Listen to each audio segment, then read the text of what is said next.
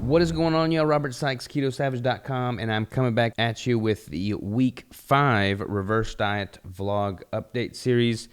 This is going to be an interesting week. I'm going to kind of combine... I'm going to have another video next week for Week 6, but I'm going to talk a little bit about the beginning of Week 6 in this Week 5. We went over the Christmas holidays. That's when Week 5 and 6 took place. I ran an interesting experiment. We're recording this on Wednesday after Christmas, on the 27th technically, but I want to kind of touch on some of the things that took place on Monday. So this is going to be Week 5 plus a little smidgen of Week 6. So as I said, Christmas took place, Christmas Eve, Christmas, all the festivities that entails. So I decided to run a bit of an experiment. I happen to have my CGM in right now. So I decided to get a little bit aggressive with things and see how my body would respond, because I think that could be some pretty tangible information for y'all that y'all can use going forward in your own endeavors. So let's actually look at the spreadsheet first, so we can see what my weight has been doing throughout this reverse diet thus far. I've been kind of hanging pretty close to the stage weight. As y'all have seen, my weight has not really been trending upward at a drastic rate. I'm trying to target about 1 pound increase per week on average, as I've talked about in prior videos. So going into Week 5, I was 155.3, with the target goal weight at the end of the week, average weight, being around the 157.4 mark. So I'm about 2 pounds shy of that. So I could afford to be a little bit more aggressive with the intake. So on Tuesday, actually, before I get to Tuesday, my forecasted macros for Week 5 were 170 grams of fat, 165 grams of protein, and 20 grams total carbs for about 2250 on the calories. I had that broken up as such. So on Monday, the beginning of the week, I was hitting those macros via 6 tablespoons of Nut Pods creamer in my coffee, 1 Keto Brick, half a tablespoon of butter, 14 eggs, which I love the volume that the eggs provide, so that was a plus for sure. And plus, I've just been craving eggs lately. 8 ounces of venison, and then my electrolyte supplements as such. I've been keeping my sodium around 10,000, 11,000 milligrams a day, but that pretty much hits my macros on the head. However, since I went into the week 2 pounds shy of that average, I decided to be a little bit more aggressive with the week. So on Tuesday, I had cooked up a bunch of lamb. I actually woke up lighter on Tuesday, lighter than the 155.3. I woke up at 155. So I decided to really get aggressive with my protein intake that day. I was at 295 grams of fat, 525 grams of protein, for a total of about 4,800 calories. Now, I comprised that meal, or those meals rather, of a bunch of venison that I'd cooked up. This is venison that I had harvested the year prior at deer camp, and I wanted to get it out of my freezer, so I made a big roast, and I decided to just eat that to satiety, basically. So I had my half tablespoon of butter, 14 eggs, 8 ounces of venison as planned with the brick. And then I decided to have an additional 6 ounces of venison with some suet and some salami. And then at the end of the day, when that roast was done, I went ahead and ate a ton of that as well. I had 30 ounces of that venison, additional suet, had some cod liver to add some fat to that meal. And I tried those Egg Life wraps that I've been seeing everybody rave about. So that put my intake for the day quite a bit higher at the like I said, 295 fat, 525 protein. So 4,800 calories. The next day, my weight jumped up, as to be expected, 159.9, because I didn't really track the sodium as closely with that roast because it was all in a big Instant Pot. Harder to track that. So I kept that consistent, and then I went the next several days without a refeed, just targeting those initial macros of 170 fat, 165 protein, 20 grams total carbs. And then my weight continued to trend down, 157.7, 158.3, so pretty close to the average target weight of what I was wanting to hit for the week. My actual average for week 5 was 157.2, whereas the goal is 157.4. So pretty much right on track there. I did cardio, 25 minutes at level 15 per usual. However, on Christmas Eve and Christmas Day, I went into it, and a lot of people, let me just be brutally honest with y'all. A lot of people go into the holidays and they just totally splurge on everything. They eat everything in sight. They don't hold back. They don't keep it keto. A lot of times people do that same thing post-competition with their reverse diet, and that's when things really start to go astray. They put on a bunch of unnecessary body fat too quickly, and I've tried to avoid that at all costs and basically just maintain this 1 pound increase average, which is what I would advocate for y'all to do. Kind of following the standard protocol that I've laid out, leveraging the refeeds, gradually tapering those down while simultaneously increasing the daily intake, and you should be able to hedge your bets there and ensure that that happens in a healthful manner. However, I felt that I could go into Christmas Eve and Christmas Day with a more aggressive approach and really try and test my body's limits, because here I am 5 weeks post-show. I've got the right psychology in myself. I've done this several times now, and I kind of wanted to just see how my body would respond if I went super aggressive with things and kind of teetered more online of what the average competitor would likely do during the holidays, but then also post-show, and see how things played out. Obviously, I kept it keto. I did not deviate from that, but since I had my CGM in and I have a glucometer, I decided to really just go berserk with it and go into the holidays with this aggressive approach just to see how my body would respond. So that's exactly what I did. On Christmas Eve, so Sunday, I woke up at 156.5, which is again lower than the target average for the week. So I decided to go crazy with the dietary fat. Had 650 grams of fat, 434 grams of protein, and 95 grams of total carbs for about 7,900 calories. That meal or meals consisted of, let's go to that day real quick here, had heavy cream in my coffee, the nut pods. I had a lot of beef liver. A lot of these carbs are coming from the electrolytes and the beef liver. I was craving beef liver. So I had 10 ounces of beef liver, 2 tablespoons of butter, 4 eggs, and then my mom, we went to celebrate Christmas with them on Christmas, day before Christmas, and she made a bunch of little gingerbread cookies, gingerbread men out of bricks, so it was just bricks, and 1/3 of a brick made one gingerbread man. So I had 3 different gingerbread men from Keto Bricks totaling 1 brick, which is what this represents here. And then I had some pork steak, additional butter, and then Crystal, Rigel, and I made a bunch of keto treats. We made some chocolate chip cookies. We made some keto sugar cookies. We had some cream cheese. Rigel decorated those. It was all very fun and dandy. I had some fish that I had, mahi-mahi, cooked in some olive oil, some additional ground beef, and then a keto cheesecake that Crystal had made for my family's gathering the day prior. That put my total carbs, like I said, at 95 grams roughly. 95 grams of total carbs.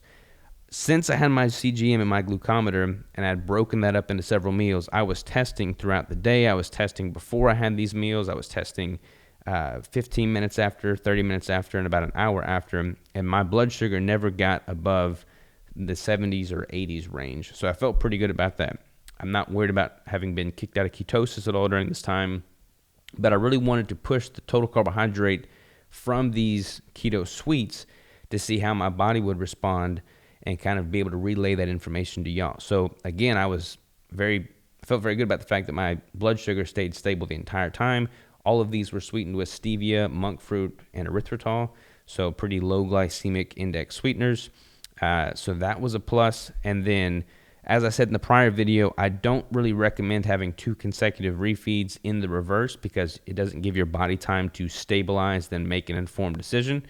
But since this was Christmas Eve and Christmas, I decided, okay, I'm going to just break all my own rules and gather all this data because I have the CGM, and I'd rather just have all this data so that I can make action based upon it. So on Christmas Day, I woke up from the day prior at 159.1, so quite a big increase there, 156 to 159, so nearly a 3-pound increase when you count the decimals there.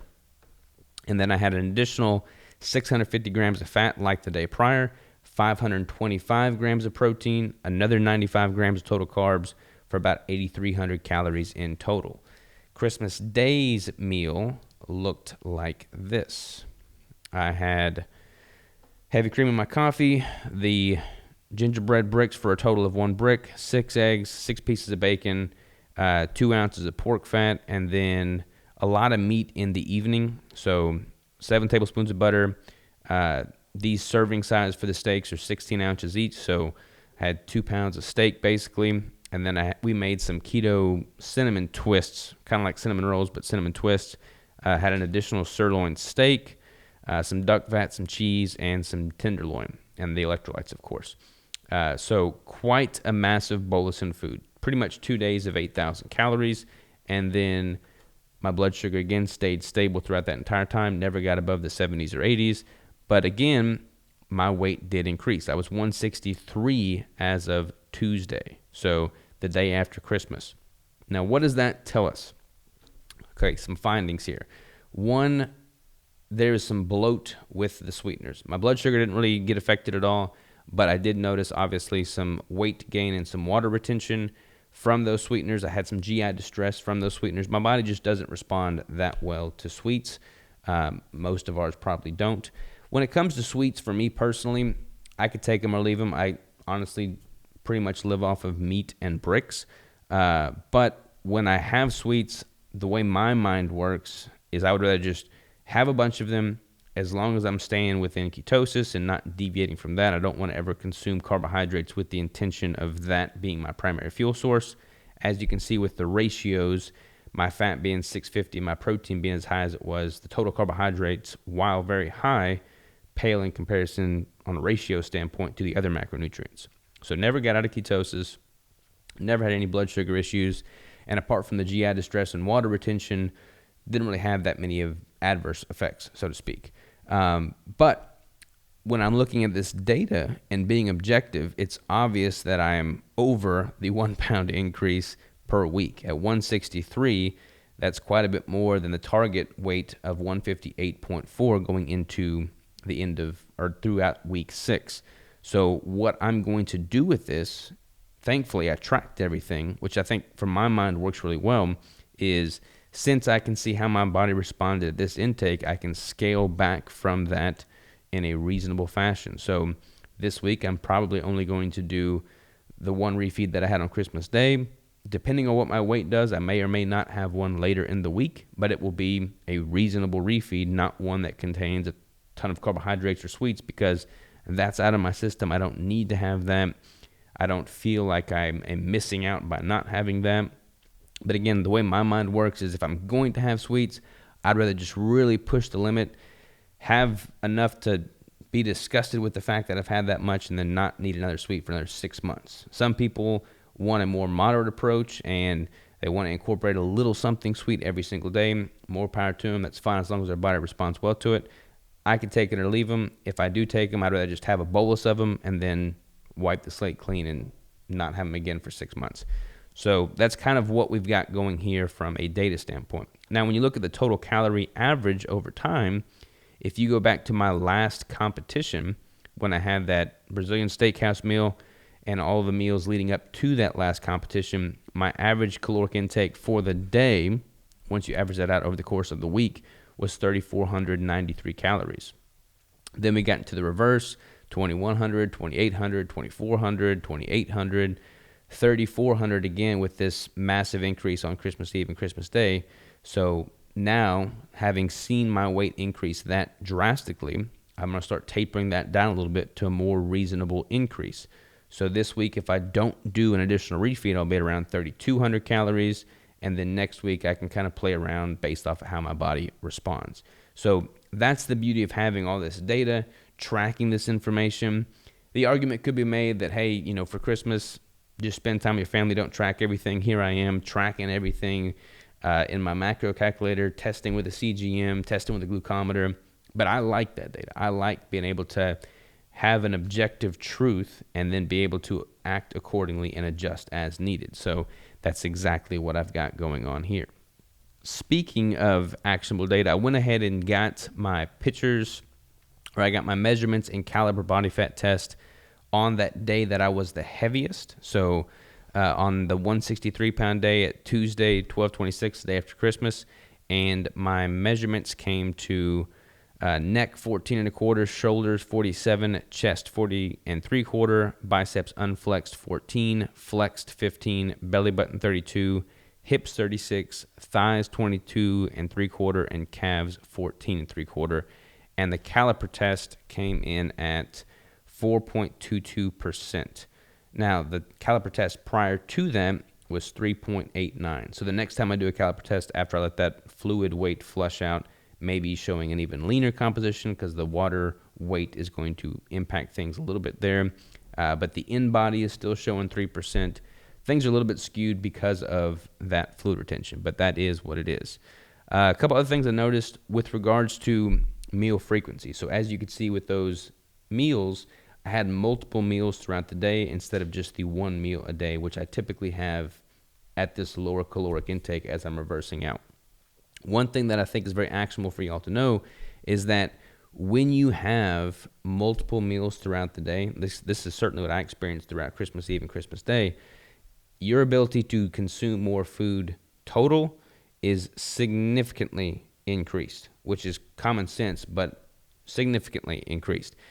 So when I'm doing an OMAD approach, I would have a hard time eating 8,000 calories in one meal. I could probably do it right now, and I have done it in the past, but it would be uncomfortable, and I would feel uncomfortably full. Whereas if you spread that out between 3 or 4 meals a day, or if you're constantly snacking throughout the day, you can shovel down so many more calories than you realize. So let that be a lesson for you. If y'all are trying to moderate your intake, mitigate overconsumption, then truly try and restrict your feeding window into the optimal feeding time and not eat multiple times throughout the day, especially as you're going through a reverse diet and your hunger and satiety signals are still likely a little bit skewed. Because if you are eating intuitively and you're eating multiple times a day, the likelihood of you overconsuming, if you're not tracking, is going to be much easier. And if you are tracking, the desire to overconsume is going to be higher because you are just constantly upregulating those signals and hormones that say, hey, look, let's eat, let's think about food, let's fixate on food, let's consume more food. So if you're doing it all in one meal, then you know when that meal is coming, you know what you're going to have, you eat that meal, and then you stop thinking about food. And that action of stopping that food thought process is key when it comes to staying on track and on target with your planned intake. So let that be known. Again, with the consecutive refeed days, I don't really recommend having consecutive refeed days, because if your body responds poorly after one refeed day, you can go back to normal, see what those markers look like, see what that data shows, and then be objective going forward. Whereas if you have one overconsumption day, one refeed day, followed by another or multiple, then things get really skewed. You're more likely to not be as objective with the data, and that's where people oftentimes fall into a slippery slope of just assuming that they've messed up and things are wrong and there's no point in trying to get back on track, and they stay off track for far too long. So try to have those as standalone refeed days in the reverse diet when possible. One thing I do want to kind of show y'all here is the trend lines. So this graph here represents what my macros are doing, what my calories are doing. As you can see, this is the entire prep and reverse diet thus far. So here's where my fat started out high, and it's slowly tapering. Protein started out low, it's slowly increasing.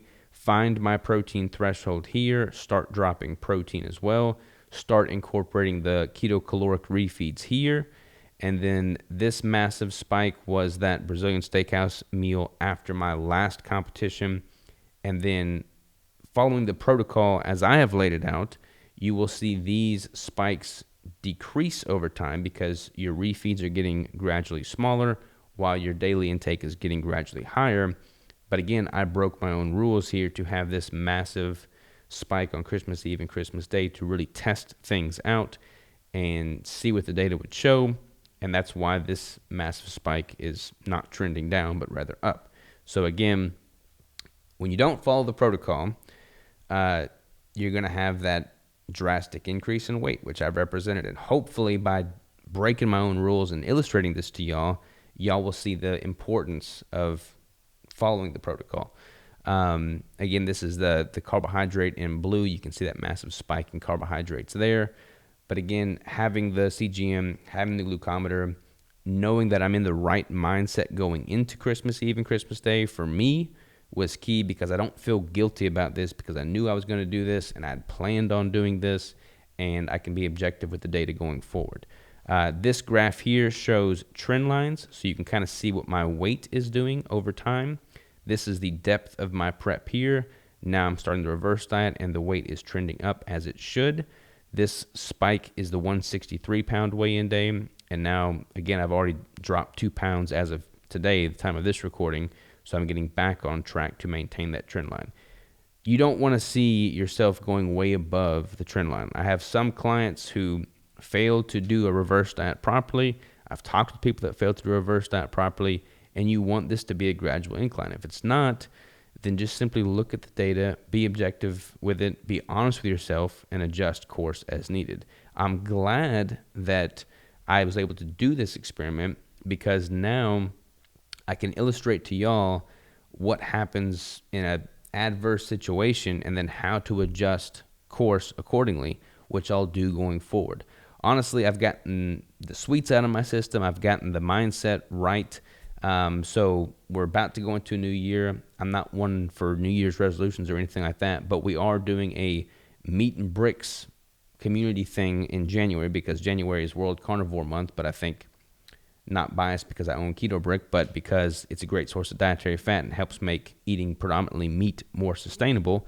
But going into January, and honestly this week prior to January, I'm just going to go back to eating simply meat and bricks. That's what my body feels best with. That's what I respond best with. Plus, it just removes some of those variabilities, some of those variables rather. So that's what I'm going to be doing going forward. I'm going to get the weight average back on track. We'll see that trend line stabilize. We'll see my weight stabilize, and we'll see everything good to go there. Here are some pictures that were taken today at the time of this recording.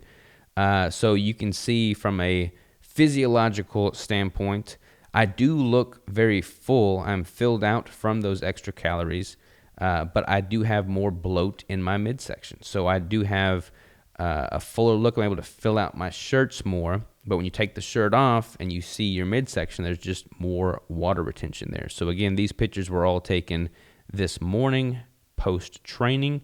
Still have all the definition and the vascularity. Feel really good about all of that. It's not like I've thrown away all my progress. I can be objective with these pictures just as I can be objective with the pictures taken when I'm in my prep. So gather all this data, be honest with yourself, see how your body's responding, adjust accordingly, and be smart with the reverse diet. That pretty much wraps up week 5. Again, we'll talk about week 6, but I already talked about the Christmas aspect of it in week 5. So week 6 will be more so how my body responds after getting everything back on track. So thank y'all for tuning in. We will see you next week for week 6, and hope y'all had a Merry Christmas and a Happy New Year.